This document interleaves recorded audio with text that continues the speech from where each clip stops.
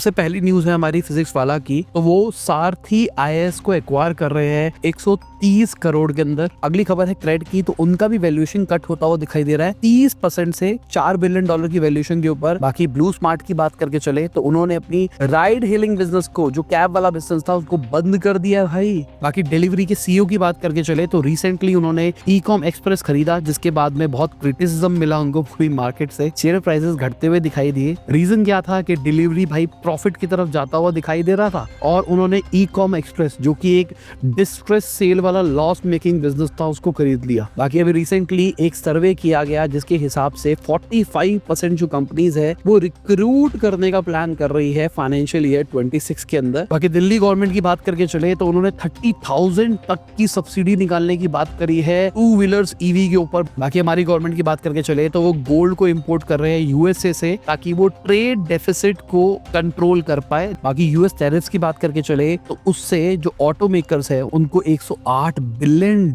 का कॉस्ट आ सकता है। बाकी एप्पल वालों की बात करके चले तो उन्होंने $22 बिलियन के आईफोन्स बनाए 2024 के अंदर इंडिया के अंदर। अब रिपोर्ट्स कह रही है कि फॉक्सकॉन एक नई फैक्ट्री यूपी के अंदर भी सेटअप कर सकता है, कि जो इंडियन इलेक्ट्रॉनिक्स एक्सपोर्ट है वो अब चाइना से भी चीपर हो रहा है। बाकी इंडिया के जो एक्सपोर्ट है वो रिकॉर्ड तोड़ बढ़ता हुआ दिखाई दिए। बाकी अगर हम सैमसंग की बात करके चले तो उसको थोड़ा सा नुकसान हो सकता है। बाकी हमारी गवर्नमेंट 25 चिपसेट डेवलप कर रही है अपने आईपी के ऊपर। बाकी पीयूष गोयल जी की बात करके चले तो उन्होंने बोला है कि भाई हमको कोई गन पॉइंट के ऊपर नेगोशिएट करने के लिए नहीं बोल सकता। बाकी डोनाल्ड ट्रंप ने चिप टैरिफ भी अनाउंस करना है। बाकी डोनाल्ड ट्रंप ने जो 125% का टैरिफ लगाया था रिटेलिएशन के ऊपर रिटेलिएशन वाला टैरिफ, उसको स्मार्टफोन और लैपटॉप से हटा दिया गया है। बाकी फर्स्ट क्वार्टर 2025 की बात करके चले तो चाइना का एक्सपोर्ट 4.5% बढ़ता हुआ दिखाई दिया है। बाकी यूएस गवर्नमेंट प्लान कर रही है कि मेटा को फोर्स किया जाए कि आप भाई इंस्टाग्राम को बेच दो। बाइटडांस की बात करके चले जो कि टिकटॉक की पेरेंट कंपनी है, $33 बिलियन का प्रॉफिट रिपोर्ट किया है 2024 के अंदर उन्होंने। बाकी प्रेस्टीज केयर की बात करके चले तो वो 50 से $100 मिलियन